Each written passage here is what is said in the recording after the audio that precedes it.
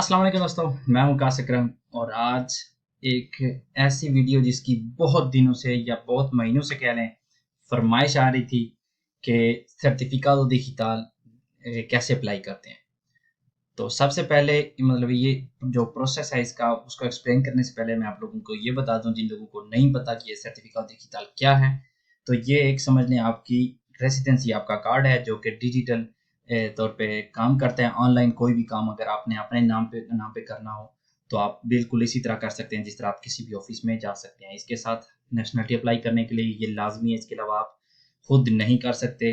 अगर आपने ये देखना है मिसाल के तौर पे कि आपने seguridad सोशल के पैसे तो नहीं देने, या हसींदा पे आपके ऊपर कोई कर्ज तो नहीं है, मतलब आपने गवर्नमेंट को कितने पैसे देने हैं, क्या आपका लिस्टा दे मोरोसोस में नाम है या नहीं।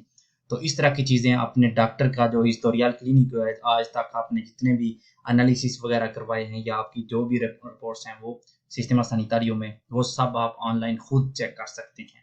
तो ये बहुत पहले भी बहुत ज़रूरी था, लेकिन अब जिस सिचुएशन से हम गुजर रहे हैं खासतौर पे कोरोना वायरस की वजह से, जब ज़्यादातर ऑफिस जो है वो बंद हैं, तो हर चीज़ हमें ऑनलाइन ही करनी पड़ती है। तो इसलिए ये जो सर्टिफिकाट डिजिटल है इसकी अहमियत और ज़्यादा बढ़ गई है। हर काम के लिए मतलब हमें यही बोला जाता है कि आपने ऑनलाइन अप्लाई करना है। तो जब ऑनलाइन अप्लाई करने के लिए जाते हैं तो हमें दो ऑप्शन होते हैं, एक कौन सर्टिफिकाट डिजिटल या क्लावे, या दूसरा होता है सिम सर्टिफिकाट डिजिटल। तो जो कौन सर्टिफिकेट होता है वो बिल्कुल आसान होता है, आपने सिर्फ क्लिक करनी होती है तो समझ लिया आपका काम जो है ना वो थोड़े से स्टेप में हो जाता है। लेकिन अगर आपके पास ना हो तो प्रोसेस तो बहुत लंबा हो जाता है और बाद में आपको जाके साइन वगैरह भी करने पड़ते हैं। एक बात ज़रूरी जो कि आपने ज़हन में रखनी है वो ये है कि ये ऐसे ही है जैसे कि आपका आईडी कार्ड है। इसके साथ अगर आप किसी ऐसे बंदे को आप ये अपना कंप्यूटर दे दें जिसके पास जिसमें ये है, तो वो कोई भी आपके नाम पे गलत काम भी हो सकता है। तो इसलिए आपने उस कंप्यूटर में इसको मतलब डिस्कारगार करना है, इंस्टॉलर करना है, जो कि आपका पर्सनल कंप्यूटर हो, जिसका सिर्फ और सिर्फ एक्सेस आपको हो या आपके मतलब फैमिली मेम्बरान का हो। लेकिन ज़रूर मैं तो फिर भी अगर हो सके तो आपका अपना ही सिर्फ और सिर्फ उसमें एक्सेस हो तो ये बेहतर होगा, क्योंकि ये एक बहुत ही ज़रूरी और आपकी प्राइवेसी समझ लें या आपकी जो सहूलियत है उसके लिए बहुत लाजमी है कि आप किसी मतलब जानने वाले के या लोकुतुरी वगैरह पे इसको इंस्टॉल अपने नाम पे ना करें। इसको इंस्टॉल करने के लिए सबसे पहले हमें अपने कंप्यूटर को जो इनकी रिक्वायरमेंट्स हैं उनके ऊपर जो है ना वो सेट करना पड़ेगा। उसके बाद हमने अपनी दातोस देनी है। वो दातोस जब हम ऐड करेंगे तो उसके बाद हमें एक मैसेज आ जाएगा अपने ईमेल एड्रेस पे। तो वो ईमेल एड्रेस जिस पे ये मैसेज आए वो कोड एक होगा, वो कोड लेके हमने जाना है। चाहे seguridad social के ऑफिस हम चले जाएं या हसींदा कैफे ले जाएं, सीता लेके जाना पड़ेगा। और ऑप्शन जो हमने इलेक्ट करना है सीता के वक्त वो होगा सर्टिफिकेट डिजिटल का। जाके हमने वो कोड दिखाना है और कोड दिखाने के बाद वो हमारी जो आईडी कार्ड है हमारा वो देखेंगे और सेम डाटा जो है ना उसको मतलब कंप्रोवार करेंगे कि ये सेम ही है जो इंटरनेट में जो हमने अप्लाई किया हुआ है वो, और जो बंदा उस जगह पे है। एक दफ़ा ये कंप्रोवार करने के बाद वो उसी ईमेल पे हमें एक मैसेज भेज देंगे, और मैसेज के साथ मतलब वो लिंक एक होगा, उस लिंक पे क्लिक करने के बाद हमारा जो ये सर्टिफिकेट डिजिटल है वो समझ लें इंस्टॉलर हो जाएगा। उसके बाद हम अपना कोई भी इस तरह का काम जो है ना सर्टिफिकेट डिजिटल के साथ कर सकेंगे। लेकिन उसके अलावा बाद में अगर हम नेशनलिटी अप्लाई करना चाह रहे हैं तो उसके लिए एक फिर्मा डिजिटल होता है, उसके लिए कहीं भी जाने की ज़रूरत नहीं होती। वो हम अपने जैसे कोई एप्लीकेशन होती है इसी तरह का वो उसका सिस्टम होगा, तो उसको हम जो है ना वो इंस्टॉलर कर लेंगे अगर नेशनलिटी अप्लाई करनी है।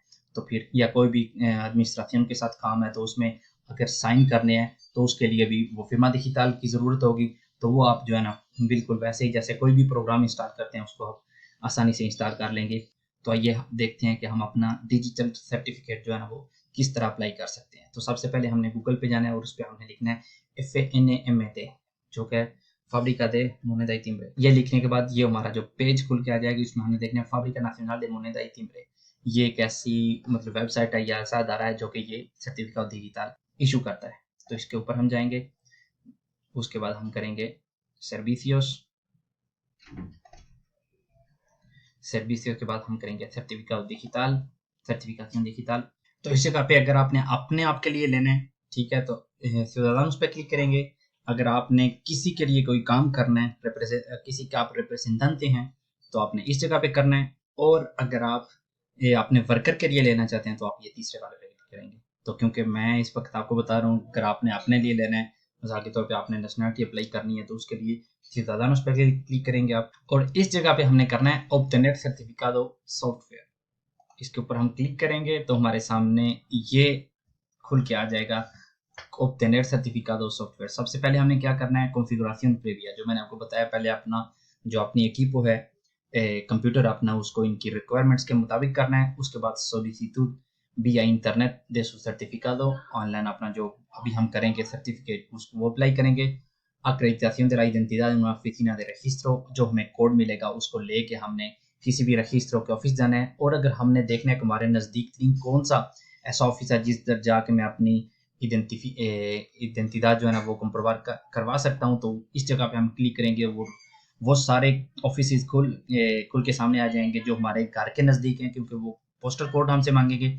अगर हम पोस्टल कोड लगाएंगे तो वो सारे ऑफिस हमारे सामने आ जाएंगे जिधर जाके हम अपना इडेंटिदाद जो है ना वो बता सकते हैं। उसके बाद जब हम उस दफ्तर में जाएंगे, वो हमारी इडेंटिदाद चेक करेंगे और हमारी ईमेल पे हमें एक लिंक भेज देंगे, जो कि तकरीबन 1 घंटे के बाद हमारे जो ईमेल है उसके ऊपर आ जाता है। तो उसको जब हम खोलेंगे तो उसको इंस्टॉल कर देंगे, तो इस तरह हमारा जो सर्टिफिकेट डिजिटल है वो हमें मिल जाएगा। तो सबसे पहले हमने क्या करना है, कॉन्फ़िगरेशन प्रीविया, पहले हमने देखना है कि क्या वाकई हमारा कंप्यूटर जो है उस रिक्वायरमेंट्स के ऊपर पूरा उतरता है या नहीं। तो जब हम इस पेज पे आ जाएंगे तो हमें मतलब कुछ रिकॉर्डाtorios बता देता है कि हमने ये नहीं किया, कंप्यूटर को फॉर्मेट नहीं करना, जितनी देर हम उसको बाकायदा इंस्टॉल नहीं कर सकते, कंप्यूटर को बंद नहीं करना, और जो भी हमने करना है सर्टिफिकेट डिजिटल के साथ उसको सबसे पहले ज़्यादा ध्यान से पढ़ लेना है। ये मतलब रिकॉर्डाtorios है। उसके बाद हमने क्या करना है, área de descarga de configuración, जो इसकी कॉन्फ़िगरेशन है, जो इसकी सेटिंग है, उसको डिस्कारगर करने के लिए, डाउनलोड करने के लिए हम इस जगह पे क्लिक करेंगे तो ये हमारे सामने आ जाएगा। अगर हम विंडोज़ यूज़ कर रहे हैं तो ये 2 ऑप्शंस हैं। अगर हम मैक मतलब आईफोन आईपैड है हमारे पास तो ये इस जगह पे, और अगर आपकी विंडोज़ नहीं है, लिनक्स है, तो इनमें से आप अपने कंप्यूटर के मुताबिक कोई भी क्लिक कर सकते हैं। क्योंकि मेरे पास इस वक्त विंडोज़ है, तो विंडोज़ के लिए हमारे पास 2 ऑप्शन होते हैं, एक 32 बिट्स और दूसरा 64 बिट्स। ये आपने देखना है कि आपका कंप्यूटर कितने बिट्स का है। ये कैसे देख सकते हैं, आप अपनी equipo पे जाएं, ये जो आपकी कंप्यूटर की equipo होती है, इसके ऊपर जाके आप माउस के साथ राइट क्लिक करें और प्रोपिएदादेस में जाएं। जब आप प्रोपिएदादेस में जाएंगे तो ये इस जगह पे tipo de sistema, तो मेरा ये जैसा कि आप देख सकते हैं मेरा 64 बिट्स है। तो इसी तरह आपने अपना देखना है, अगर वो 32 हुआ तो आपने ऊपर वाले पे क्लिक करनी है, अगर 64 हुआ तो नीचे वाले पे के ऊपर आपने क्लिक करनी है। क्योंकि मेरा 64 है तो मैं इसके ऊपर क्लिक करता हूँ। ये क्लिक करने के बाद ये हमें एक फाइल जो है ना ओपन हो जाती है, जिसको हमने क्लिक करना है, इजाज़त देनी है कॉन्फ़िगरेशन की, siguiente, acepto, instalar। ये समझ लें आपके कंप्यूटर की सेटिंग हो रही है जो डिजिटल सर्टिफिकेट है उसके। तो इस जगह पे हमें ये बता रहा है कि ये हम सर्टिफिकेट डिजिटल जो है ना वो तो हम अप्लाई कर रहे हैं, लेकिन जो ऑटो फिर्मा है, जो साइन के लिए जो एप्लीकेशन है, वो अभी तक हमने इन्हें डिस्कार्ड नहीं की। ठीक है, तो हम इसको एक्सेप्ट करेंगे, इसको करेंगे siguiente और finalizar। ये समझ लें हमारी जो पहली जो सेटिंग है जो हमें चाहिए वो हम अपने कंप्यूटर में इस वक्त कर चुके हैं। तो फिर हम वापस जाएंगे अभी, और वापस आने के बाद हम करेंगे solicitar certificado, क्योंकि हमें कॉन्फ़िगरेशन प्रीविया कर लिया, अब हम करेंगे solicitar certificado। तो इस जगह पे हमने क्या करना है, अपना número de identificación, इस जगह पे हमने अपना जो आईडी कार्ड है उसका नंबर हमने लिखना है, primer apellido लिखना है, सिर्फ और सिर्फ el primero, अपना correo electrónico मतलब अपना ईमेल एड्रेस लिखना है, और दोबारा अपना ईमेल एड्रेस लिख के enviar कर देनी है। ये सारी datos लिखने के बाद हम इस जगह पे क्लिक करेंगे pulse aquí para consultar y aceptar condiciones। ये सारे सब हमने पढ़ना है, समझ लें, मतलब नीचे आके इस जगह पे करना है acepto condiciones de expedición और enviar petición कर देना है इस जगह से। इस जगह पे हमने करना है permitir, और इस जगह पे हम अपना जो कोड भी लगा सकते हैं, अपना कोई भी आप अपना जो प्राइवेट कोड लगाना चाहें तो वो आप इस जगह से लगा सकते हैं। और उसके बाद हम करेंगे इसको एक्सेप्टर करने के बाद ये पेज हमारे सामने आ जाएगा, जिस पे हमारी जो दातुस हैं वो सामने नजर आ रही हैं, और नीचे लिखा हुआ कि en breve recibirá en su correo, जो हमने ईमेल एड्रेस लिखा है उसके ऊपर मुझे एक ईमेल आ जाएगी जिसमें कोड होगा, जिसको हमने अपनी जो identidad है उसको अक्रेडिtar करने के लिए लेके जाना है। जब हम ऑफिस में जाएंगे वो हमसे वो कोड मांगा जाएगा और हमारा आईडी कार्ड मांगा जाएगा। वो देने के बाद उसी ईमेल पे हमें वापस एक ईमेल भेजेंगे जिसके साथ एक लिंक होगा, जिस लिंक के साथ हम उसके ऊपर क्लिक करने के बाद हम अपना जो सर्टिफिकेट दिखता है उसको कर देंगे, वो इंस्टॉल हो जाएगा हमारी। तो उसके बाद क्या प्रोसेस है, तो जब हम जाते हैं उन्हें दिखाते हैं, वो देखते हैं कि सेम ही बंदा है, तो वो उसको वेरीफाई करते हैं, ओके करते हैं और हमारी उसी ईमेल के ऊपर मैसेज एक भेज देते हैं। वो किस तरह का मैसेज होता है जो कि आपको स्क्रीन पे इस वक्त नजर आ रहा है। उस मैसेज में क्या होगा, उसमें एक कोडिंग होगा, मतलब एक कोड होगा और उसके नीचे बिल्कुल ये एक एनलासे होगा जिसको हम ओपन कर सकते हैं। तो ये कोड हमने कॉपी कर लेना है और इसको खोलना है। जब हम इसको खोलेंगे तो ये डायरेक्ट हमें इस पेज पे ले जाएगा, जिस पे हमने क्या करना है, número de documento, इस जगह पे हमने अपना नीफ नंबर लिखना है, अपना आईडी कार्ड नंबर लिखना है। इस जगह पे हमने अपना प्रीमेरा अपीलिदो लिखना है, अपना मतलब पहला जो हमारा अपीलिदो होगा। और इस जगह पे हमने वो कोड लिखना है जो मैंने अभी आपको बताया कि आपने कॉपी कर लेना है। ये कॉपी करने के बाद हमने क्या करना है, इस जगह पे क्लिक करनी है। इस जगह पे क्लिक करने के बाद नीचे जाना है। नीचे जाने के बाद यहाँ पे हम इसको करेंगे एक्सेप्टार करने के बाद हम करेंगे descargar el certificado। जब आप इस जगह पे क्लिक करेंगे तो आपसे वो कोड मांगा जाएगा जो मैंने आपको पिछली वीडियो में बताया था। जब आप आखिरी स्टेज पे होते हैं तो आपसे एक कोड मांगता है, जो आप दो मरतबा एक जो contraseña एक पासवर्ड लिखते हैं, वो आपने खुद रखा होता है। तो इस जगह पे आपने क्लिक करने के बाद जब आपसे वो मांगेगा तो आपने वही contraseña लिखना है। जब आप वो contraseña लिखेंगे तो एक्सेप्टार करेंगे तो ये आपके कंप्यूटर में इंस्टॉल हो जाएगा परफेक्टamente ये सर्टिफिकातो। तो कैसे आप चेक कर सकते हैं कि आपके कंप्यूटर में ये सर्टिफिकातो सही तरह से इंस्टॉल हो गया। जब आप उसको मतलब अपना पासवर्ड लिख के ओके करेंगे तो जब इंस्टॉल हो जाएगा तो आपके सामने ये मतलब पेज खुल के आ जाएगा।